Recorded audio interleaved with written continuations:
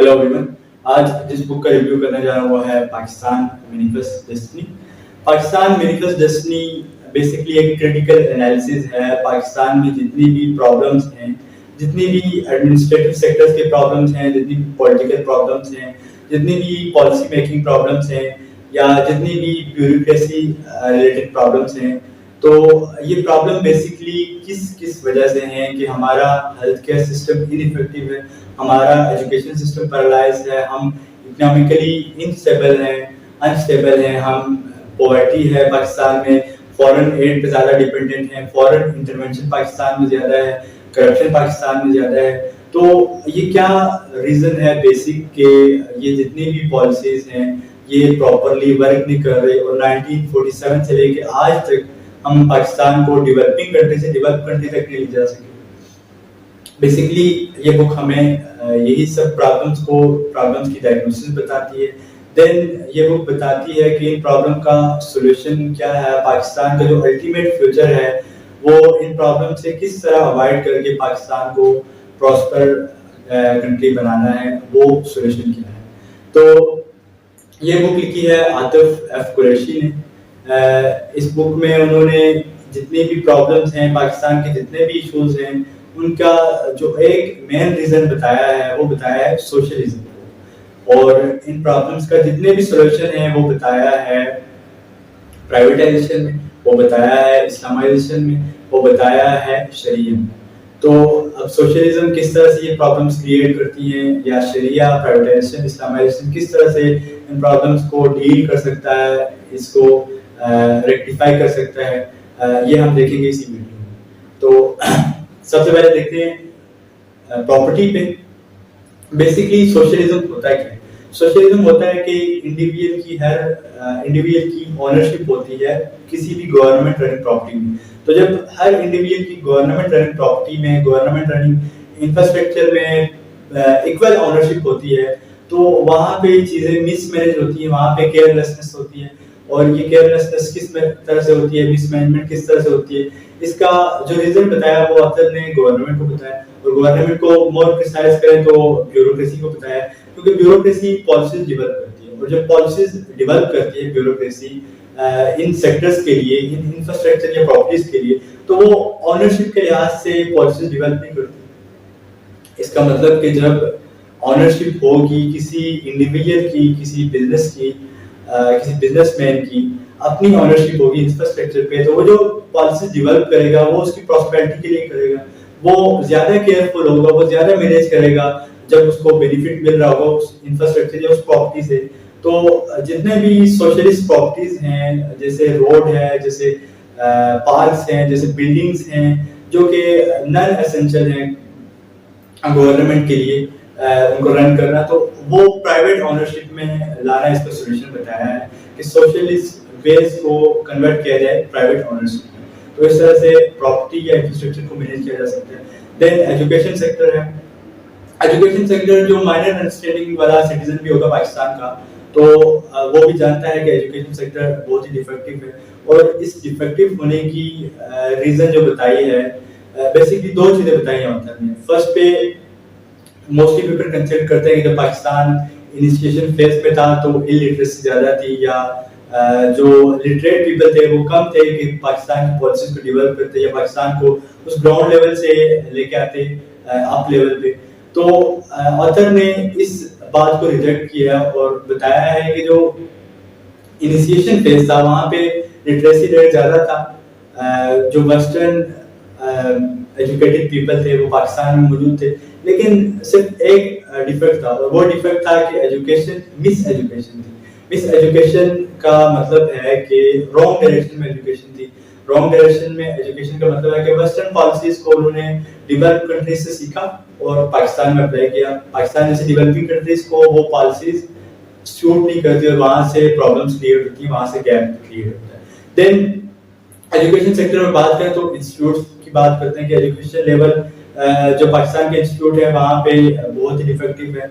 जैसे government running institutes हैं वहाँ पे एजुकेशन क्वालिटी कम है, اور اس کو کم کیا جا سکتا ہے, اس کو ریکٹیفائی کیا جا سکتا ہے کہ جب جتنے بھی گورنمنٹ رننگ انسٹیٹیوٹس ہیں ان کو پرائیویٹ کیا جائے, کیونکہ پرائیویٹ انسٹیٹیوٹس میں کمپٹیشن زیادہ ہے. جب کمپٹیشن زیادہ ہے تو مزید امپرومنٹ آتی ہے, مزید فلورش ہوتا ہے, اور جو اسٹوڈنٹس ہیں, جو پیرنٹس ہیں, ان کی اٹریکشنس کے لیے کمپیٹ کرنا پڑتا ہے ایک دوسرے سے. تو جب گورنمنٹ انسٹیٹیوٹس کو پرائیویٹ کیا جائے گا تو کمپٹیشن بڑھے گا, اور کمپٹیشن بڑھے گا تو امپرومنٹ زیادہ آئے گی. اب یہاں پہ ایک کوشچن اٹھتا ہے کہ جو لوور کلاس ہے, جو مڈل کلاس ہے, وہ تو افورڈ نہیں کر سکتی پرائیویٹ انسٹیٹیوٹس کو. تو اس کے لیے سولوشن بتایا ہوتا ہے کہ ڈائریکٹلی ان کو اسکالرشپ پرووائڈ کی جائے, ڈائریکٹلی اسٹوڈنٹس کو اسکالرشپ پرووائڈ کی جائے تاکہ وہ پرائیویٹ انسٹیٹیوٹس میں ایجوکیشن حاصل کر سکے. اور جب وہ پرائیویٹ انسٹیٹیوٹ میں ایجوکیشن حاصل کر سکے گا تو کلاس ڈفرینس بھی کم ہوگا. کلاس ڈفرینس کس طرح سے کم ہوگا کہ جب ایک پرائیویٹ انسٹیٹیوٹس کا کینڈیڈیٹ اور ایک گورنمنٹ انسٹیٹیوٹس کا کینڈیڈیٹ ایک جاب کے لیے اپلائی کرتے ہیں تو جو پرائیویٹ انسٹیٹیوٹ کا کینڈیڈیٹ ہے اس کو زیادہ ایج ملتا ہے اس طرح سے کہ جو اس کی لرننگ ہوتی ہے وہ موسٹلی انگلش میڈیم ہوتی ہے, اور جو گورنمنٹ ہے وہ آؤٹ ڈیٹڈ سلیبس ہوتا ہے اور موسٹلی اردو میڈیم ہوتا ہے. تو جب وہ دونوں ایک ہی پوسٹ کے لیے اپلائی کرتے ہیں تو یہاں پہ پرائیویٹ جو انسٹیٹیوٹ کا کینڈیڈیٹ ہے اس کو زیادہ ایج ملتا ہے. اس کا مطلب کہ جو ہائر کلاس ہے, جو ایلیٹ کلاس ہے, وہ فردر ایلیٹ ہوتی جائے گی, وہ فردر جاب اپرچونیٹیز کو اویل کرتی جائے گی, اور جو مڈل کلاس ہے, جو لوور کلاس ہے, اس کے لیے جاب اپرچونیٹیز ان ایکول ہوگی.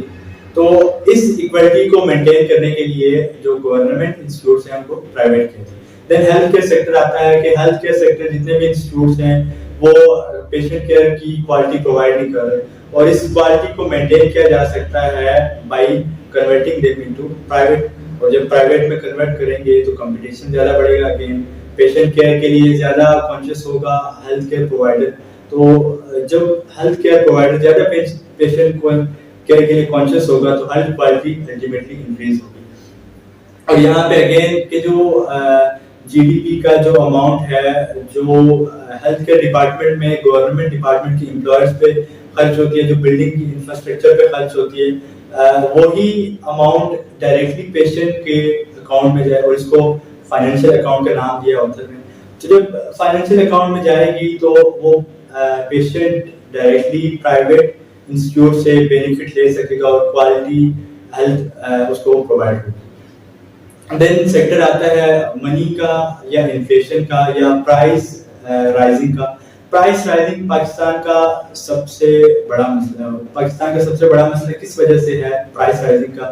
اس کی ڈائگنوسس کیا آتا ہے کہ جب پاکستان کو, جب گورنمنٹ کو ڈیٹ پے کرنے پڑتے ہیں اگینسٹ فارن ایڈ, تو اس کے لیے جو سینٹرل بینکنگ سسٹم ہے اسٹیٹ بینک آف پاکستان, اس کو بیسیکلی اینیمی کہا ہے آتھر نے کہ یہ زیادہ نوٹ پروڈکشن کرتا ہے, منی پروڈکشن زیادہ کرتا ہے, اور یہ منی کو جسٹ پیس آف پیپر کہا ہے کہ جو کہ صرف انفلیشن کو بڑھاتے ہیں. انفلیشن کو اس طرح سے بڑھاتے ہیں کہ جب زیادہ پروڈکشن ہوتی ہے کہ تو جو ویلیو ہوتی ہے اس نوٹ کی وہ گر جاتی ہے. جب ویلیو گرتی ہے تو الٹیمیٹلی انفلیشن ہوتی ہے, پرائسز بڑھتی ہیں, اور اس کا ایفیکٹ ہوتا ہے لوور کلاسز پہ یا مڈل کلاسز پہ.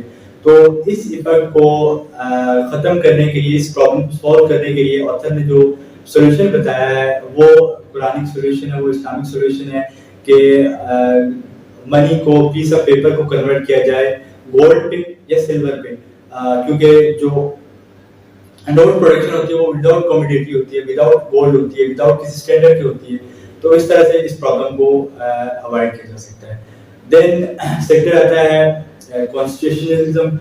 کانسٹیٹیوشن 1973 کا جو کانسٹیٹیوشن بنا اس کو بڑا کرٹک سے دیکھا آتھر نے.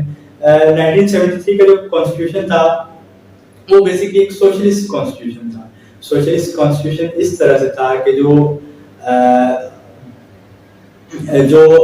ڈرافٹ بنایا ہے کانسٹیٹیوشن کا 1973 کے ایکٹ کا, وہ ٹوٹل سوشلسٹ پالیسیز پہ تھا, اور سوشلسٹ پرسن نے بنایا ہے. ذوالفقار علی بھٹو کا ذکر کیا اس بک میں. تو جب کانسٹیٹیوشن بنا تو اس کے اندر بھی کنٹراڈکشن تھی. کنٹراڈکشن اس طرح سے تھی کہ کانسٹیٹیوشن کہتا ہے کہ جتنا بھی نظام ہوگا وہ اسلامک ہوگا, حالانکہ جب دیکھیں تو اس کے بعد نیشنلائزیشن ہوئی. 1973 کے بعد نیشنلائزیشن ہوئی کہ جتنے بھی ایگریکلچر تھا, انڈسٹریز تھی, اس کو نیشنلائز کیا گیا. حالانکہ جو قرآن کہتا ہے یا جو اسلام کہتا ہے وہ پرائیویٹ اونرشپ پہ بلیو کرتا ہے کہ پرائیویٹ اونرشپ کی پراپر کیئر کرنا گورنمنٹ کی رسپانسبلٹی ہے. تو اس جو یہ جو فیکٹر ہے کانسٹیٹیوشن کا, اس میں اس کو جو ریکٹیفائی کیا جا سکتا ہے, اس پرابلم کو اوائڈ کیا جا سکتا ہے, وہ شریعہ سے کیا جا سکتا ہے. شریعہ سسٹم کو جب لاگو کریں گے تو یہ ساری پرابلمس اوائڈ ہوں گی.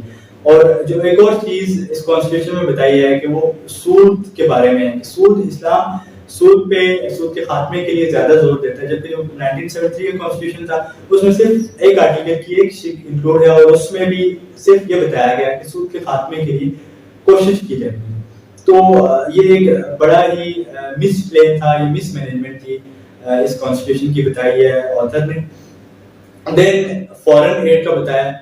فورن ایڈ ایک ایون کنسیڈر کی جاتی ہے. فورن ایڈ اس طرح سے ایون کنسیڈر کی جاتی ہے کہ جب 1947 میں ہمیں انڈیپینڈنس ملی برٹش کالونزم سے, تو اس انڈیپینڈنس کو ہم نے دوبارہ سے کنورٹ کر لیا ڈیپینڈنس میں, ڈیپینڈنس امریکہ کے ڈیپینڈنس میں کنورٹ کر لیا. جب ایڈ لیتے ہیں تو اس کے ریٹرن میں ہمیں بہت ساری چیزیں پے کرنی پڑتی ہیں, اور بہت ساری چیزوں میں ایک تو آتا ہے کہ امریکہ کی انٹرونشن زیادہ ہے پاکستان کے انٹرنل افیئرز میں, پاکستان کی مینیپولیشن میں, پالیسی ڈیولپمنٹ میں امریکہ کا رول ہے. تو یہاں سے بہت سارے فارس کریٹ ہوتے ہیں, بہت سارے گیپ کریٹ ہوتے ہیں جو کہ پاکستان کی پراسپر جو وے ہے اس کے لیے ڈیفیکٹو ہے. دین اس کو کس طرح سے اوائڈ کیا جا سکتا ہے, کس طرح سے پرابلم کو سولو کیا جا سکتا ہے, تو اس کی ایک ہی وجہ بتائیے کہ ٹریڈنگ سسٹم کو امپروو کیا جائے, اور جتنی بھی ورلڈ ٹریڈ آرگنائزیشنز ہیں ان کو ڈیفیکٹو کا آتھر نے کہ فری ٹریڈنگ اور فری مارکیٹ سسٹم کو اپنایا جائے. دین اس بک میں بہت سارے اور فیکٹرز کو بھی ڈسکس کیا, جیسے لبرٹی ہے, جیسے پاورٹی ہے, جیسے کرپشن ہے, بہت سارے اور فیکٹر کو بھی اس بک میں ڈسکرائب کیا آتھر نے. تو اس بک کو ایک دفعہ ضرور پڑھنا چاہیے. Thank you.